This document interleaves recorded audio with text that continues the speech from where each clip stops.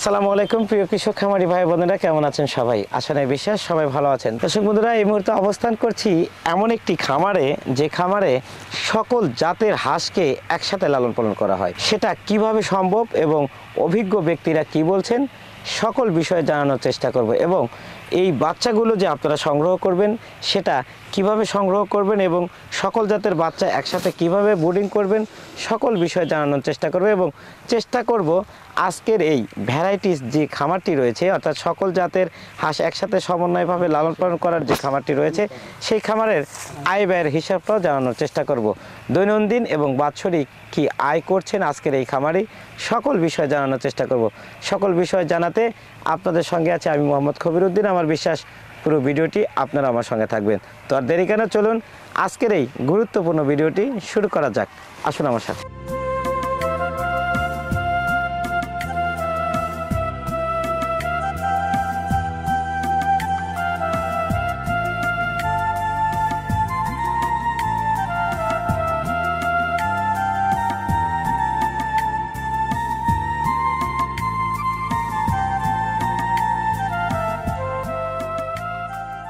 দর্শক বন্ধুরা, আরও একজন উদ্যোক্তাকে নিয়ে কিন্তু হাজির হয়েছি, যার রয়েছে একটি চমৎকার খামার। যে খামারে রয়েছে রানার বাচ্চা অর্থাৎ সাদা, তার সাথে রয়েছে ব্ল্যাক হোল এবং সেই সাথে খাকি ক্যাম্বেল অরিজিনালটাই রয়েছেন, সেই সাথে কিছু জিন্ডিংয়ের বাচ্চাও কিন্তু রয়েছেন। সমন্বয় গঠিত একটি খামারে রয়েছে ওনার। আমরা কথা বলবো, সেই সাথে সকল জাত যেহেতু একসাথে লালন পালন করছেন, সেই জন্য একসাথে লালন পালন করলে কি সমস্যা হয় কি হয় না, সেজন্য আমরা রেখেছি একজন অভিজ্ঞ ব্যক্তিকে, যিনি প্রধান হ্যাচারির সুযোগ্য কর্ণধার সার্জেন্ট জহিরুল ইসলাম শ্রদ্ধাভাজন স্যার, যিনি বাংলাদেশ সেনাবাহিনী থেকে অবসরপ্রাপ্ত হয়ে এসেছেন। দর্শক বন্ধুরা, আমরা উভয়ের কাছ থেকে জানার চেষ্টা করব। প্রথমে চলে যাচ্ছি আজকের এই উদ্যোক্তার সাথে কথা বলার জন্য। ভাইজান আসসালামু আলাইকুম। ওয়ালাইকুম আসসালাম। কি নাম আপনার? মোহাম্মদ লোকমান আলী। লোকমান ভাই। লোকমান ভাই, খামার করেন কত বছর হলো? খামার তাও 5-6 বছর। 5-6 বছর। আচ্ছা, এই খামারই বেশি হাঁস ছিল না এর আগের গুলো তো বেশি হাঁস ছিল? এর আগের গুলোতে একটু বেশি ছিল। কত ছিল তাও? তাও 850। 850। আর এখানে কতগুলো আছে? এখানে এখন আছে 560টা। 560টা। ডিম আছে নাকি? ডিম আছে 150টা। 150টা ডিম কি উঠতেছে? হ্যাঁ, বাড়তি। আচ্ছা, কয়দিন বয়স হলো এটার? এই হাঁসে জি জি 9 মাস রানিং। 9 মাস রানিং চলছে। 150 ডিম আছে। 150 ডিম আছে। এটা কি বাচ্চা দিয়ে শুরু করেছিলেন? হ্যাঁ, বাচ্চা দিয়ে শুরু করেছি। বাচ্চা কোথা থেকে নিয়েছিলেন? এই ভাইয়ের কাছ থেকে নিয়েছিলাম। ভাইয়ের কাছ থেকে না? আচ্ছা, ঠিক আছে, আমরা কথা শুনবো। আমরা একটু আপনার কাছে জানতে চাই, এই যে 5-6 বছর ধরে খামার করেন, তো এখানে কিন্তু বেশ কিছু কয়েকটা জাত কিন্তু আপনি একসাথে লালন পালন করছেন। খাকি ক্যাম্বেল আছে, রানার আছে, ব্ল্যাক হোল আছে, জিন্ডিং আছে। এই যে সবগুলো মিলিয়ে একসাথে খামার করেছেন, কোনো সমস্যা হয় না?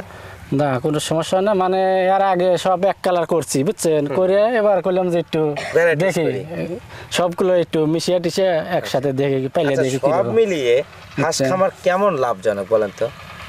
লাভ আছে মোটামুটি, আল্লাহ দিলে ভালোই দেয়, কিন্তু আবার নিয়ম কারণ খাওয়ান লাগে কত সময়, সব সময় তো আর ডিম দেয় না। আচ্ছা আচ্ছা, বুঝলেন না, তখন আবার দেখা যায় ক্যাশেট নিয়ে খাওয়ান লাগে, ই করা লাগে, এইরকম। মানে বছর শেষে কিন্তু একটা আয় হচ্ছে, বুঝছেন। বছর শেষে দেখা যায় আল্লাহ দিলে পারে খায়া খাইছে, বুঝছেন, পরিবার নিয়ে দেখা যায় যে 2-2.5 লাখ টাকা আয় হয়।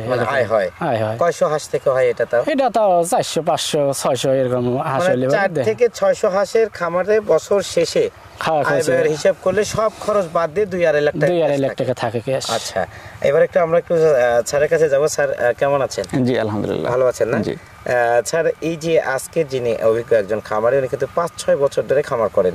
তো আজকের যে খামারটা আমরা দেখলাম, এই খামারে কিন্তু বেশ কয়েকটা জাত একত্রিতভাবে লালন পালন করা।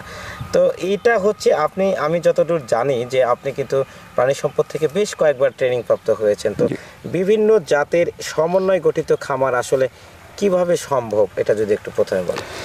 আসলে সত্যি কথা বলতে কি, যদি উনি মানে হ্যাচারিতে ডিম না দেয়, যদি লোকালে ডিম বিক্রি করে, এক্ষেত্রে সুবিধা আছে। আচ্ছা, আমরা জানতে চাচ্ছি যে এই সমন্বয় গঠিত প্রত্যেকটা জাত নিয়ে একটা খামার, এটা আসলে করা যায় কিনা বা সম্ভব কিনা?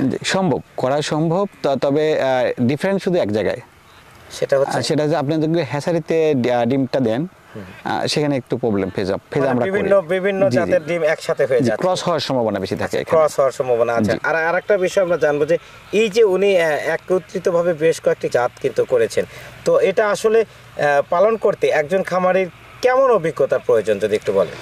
আসলে এই অভিজ্ঞতা বলতে কি, মানে সব ধরনের হাঁস কিন্তু এর আগে বিভিন্ন জাত উনি পালন করেছেন।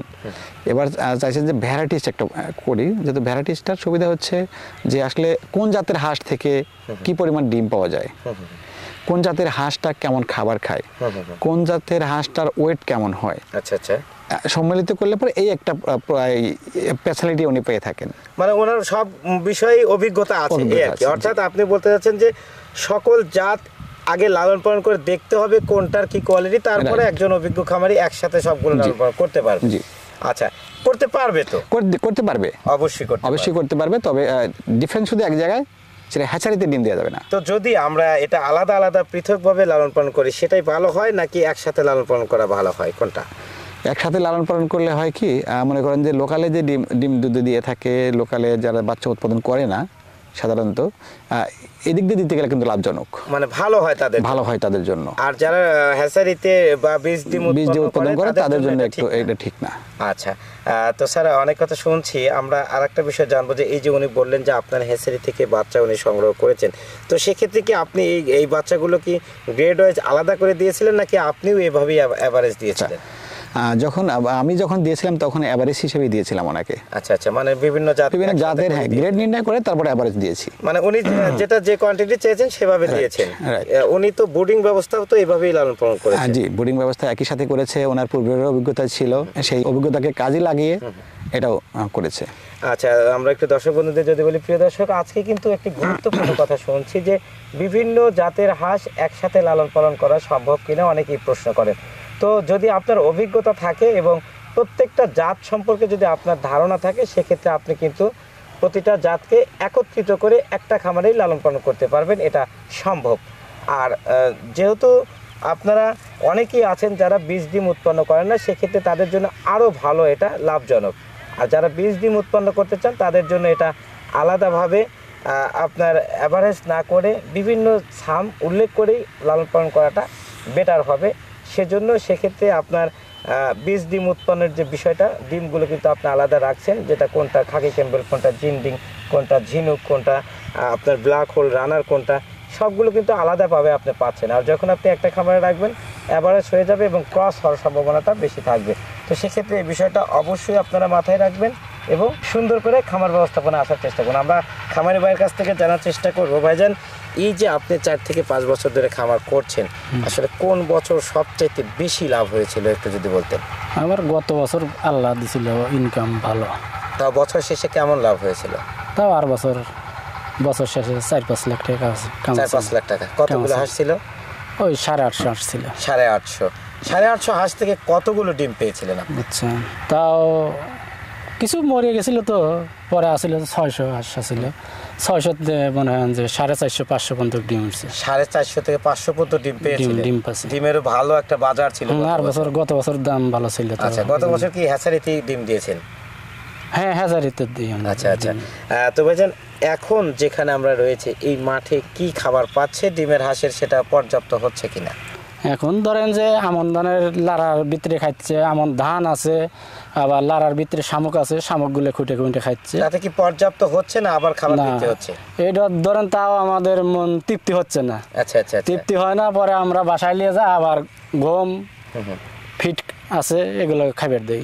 আচ্ছা, এইরকম একটা খামার স্থাপন করতে হলে একজন খামারিকে আসলে কি নিয়ম কানুন পালন করতে হবে বলা যাবে কি একটু? নিয়ম কালাম তো মনে হয় যে মেলাই করা লাগে, বাইরে হাজারে ছাও দেয়, হেরাও বলে দেয় আমাদের, তারপর আমারও নিয়ম কালামেই চলা লাগে যে কতদিন ধরে ওষুধ দিলাম না, কয়েকদিন পর পর দেবো, এরকম একটাই আছে তো। আচ্ছা আচ্ছা আচ্ছা, যখন আপনি এই হাঁস খামারে আসলেন এর আগে আপনি কি করতেন? এর আগে কৃষিকাজ করতাম। কৃষিকাজ করতেন? কোথা থেকে জানলেন যে হাঁস খামার করতে হবে? না, এর আগে মনে হয় যে আমার বাপও পালছে। আচ্ছা আচ্ছা আচ্ছা, বুঝছেন, ছোটবেলা আমরা যখন আসছিলাম আমার বাপ এই খামার করছে। পরে কিছুদিন এই ধরেন যে কৃষকের কাজ করার পর করলাম যে না, বাপ যে ব্যবসা করছে ওই ব্যবসাটা দেখি তো আবার আমি হয় রানিং কিনা? করে দেখি যদি হয় তাহলে আমি করবো। আচ্ছা আচ্ছা তো আমি করলাম, আল্লাহ দিলে এখন আপনাকে দোয়াই মনে করেন যে অনেক ভালো। অনেক ভালোই মনে করেন যে পরের বাড়ি কাজ করা লাগতেছে না, করা লাগতেছে না, নিজেরা করে খাটেছি। একটা ছেলেকে দেখলাম, ব্যবসা। ওটা কে হয়? ওটা আমার ছেলে। আচ্ছা, আপনার কয় ছেলে মেয়ে? ওই একটাই ছেলে আর 3টে মেয়ে। আচ্ছা, এই যে এভাবে খামারে দেখাশোনা করছে আপনারা বাপ ছেলে মিলেই? হ্যাঁ, বাপ ছেলে মিলেই আল্লাহ অর্থাৎ আচ্ছা, করছে। এই এলাকাতে কবে এসেছেন? এই এলাকায় তাও আজ 1 মাস 5 দিন হলো। আরো কতদিন থাকা যাবে তাও? এই এলাকায় মনে হয় এখনো থাকবো, আমার নিয়ত আছে যে জ্যৈষ্ঠ আষাঢ় মাস পর্যন্ত থাকবো।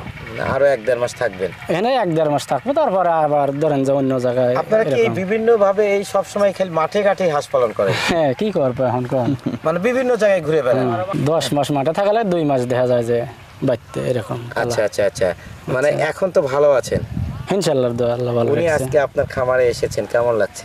আমার ভালো লাগছে, এখন এসে ভিডিও করতেছে, আবার হাঁস টাস দেখলো, দেখে মেখে গেল, সে নিজেই বাচ্চা দিছে, তারপর এসে দেখে গেল, তাহলে মনে ভালো লাগবে না? লাগছে আর কি। ভালো লাগতেছে আচ্ছা, আচ্ছা। ইনশাআল্লাহ। তো স্যার, আপনার কাছে একটা প্রশ্ন রাখতে চাই, সেটা হচ্ছে যে এই যে আজকের যে খামারটি দেখলেন, সকল দিক থেকে খামারের কোয়ালিটিটা কেমন আছে? যে খামারটা দেখলাম আজকে, ওনার সাথে ফোনেও কথা হয়েছিল, তো ভাই কেমন, তাই না? ইনশাল্লাহ আলহামদুলিল্লাহ ঠিক আছে, এখন পর্যন্ত ঠিক আছে। আচ্ছা। তো আমি আসলে সরাসরি এসেও দেখলাম যে না, অত্যন্ত ভালো। অত্যন্ত ভালো আছে। জি। আচ্ছা, এখন ওনার কি কোনো বাড়তি পরিচর্যা আছে কিনা? যদি আসলে একটু বাড়তি বলতেন। পরিচর্যা এই মুহূর্তে দরকার নাই আর। আচ্ছা, শীতকালে আসলে জি। মাঠে কতক্ষণ হাঁস রাখতে পারবে ওনারা? আচ্ছা, যদি একটু শীতকালে ওইরকম আবহাওয়াটা ওইরকম উত্তপ্ত হয় না, আচ্ছা। তাপমাত্রাটা বেশি মানে বৃদ্ধি পায় না, সারাদিনে রাখতে পারে। বলতেন। সারাদিন রাখতে পারে। জি। সেক্ষেত্রে ফিরে যাওয়ার সময় ফিরে যাওয়ার কখন? সময়টা 4:30 নাগাদ, 4:30 নাগাদ। সন্ধ্যার আগে। ঠান্ডা না পড়তে পড়তে চলে যেতে হবে। এবং সকালে একটু ডিলে করে ছেড়ে দিলে ভালো হয়। ঠান্ডা অর্থাৎ একটু দেরি করে ছাড়তে হবে। একটু দেরি করে অনেক ছাড়তে ধন্যবাদ হবে। স্যার, অনেক সুন্দর করে কথা বলেছেন। এবং ইনশাআল্লাহ। ভাইজান, আপনাকেও অনেক ধন্যবাদ। ইনশাআল্লাহ। অনেক সুন্দর করে খামার করছেন এবং আপনার বাৎসরিক আয়ের কথা শুনে আরো ভালো লাগলো। এবং আমরা দোয়া করি যে আপনার খামারটি যেন আরো ভালো হয়, আরো বড় হয়, সব মিলিয়ে যেন অনেক ভালো থাকতে পারে। ইনশাআল্লাহ আপনারা দোয়া করেন। দর্শক বন্ধুরা, শুনছিলাম আজকের উদ্যোক্তা যিনি সকল জাতটাই একসাথে লালন পালন করছেন, সেই সাথে অনেক ভালো আছেন, যার বাৎসরিক আয় 2 থেকে 2.5 লক্ষ টাকা। এর চেয়েও গত বছরে আরো বেশি পেয়েছেন ডিমের দাম ভালো থাকায় এবং সাশ্রয় মূল্যের খাবার পাওয়ায়। মাঠে ঘাটে হাঁস পালন করায় ওনার গত বছরে বাৎসরিক আয় হয়েছিল 5 থেকে 6 লক্ষ টাকা। এটা কিন্তু চারটিখানি কথা না। একজন খামারি মাঠে ঘাটে হাঁস পালন করে যদি বাৎসরিক আয় 5 থেকে 6 লক্ষ টাকা বা 2 থেকে 2.5 লক্ষ টাকা করতে পারেন, সেটা কিন্তু অনেক ভালো একটা দিক। আপনারা যারা খামার করতে চাচ্ছেন, সকল নিয়মকানুন বুঝে এরকম একজন হ্যাচারি মালিকের সাথে কথা বলে বা একজন অভিজ্ঞ পার্সনের সাথে কথা বলে আপনারা হাঁস খামার বিষয়ে আসতে পারেন এবং হাঁস খামার করতে পারেন। হাঁস খামার অবশ্যই লাভজনক, সকল নিয়মকানুন মেনে। যদি আপনি সকল নিয়মকানুন মেনে হাঁস খামারে আসতে পারেন, অবশ্যই আপনার জন্য রয়েছে সফল কাম। দর্শক বন্ধুরা, এই ছিল আজকের এই প্রান্তিক খামারের কাছ থেকে সর্বশেষ। পরবর্তীতে আরও একটি সুন্দর এপিসোড নিয়ে আবার আপনাদের সামনে হাজির হব। সে পর্যন্ত সবাই ভালো থাকবেন, সুস্থ থাকবেন। খামার বাংলা 24 খবরুদ্দিন ভাইয়ের সঙ্গে থাকবেন। আল্লাহ হাফেজ।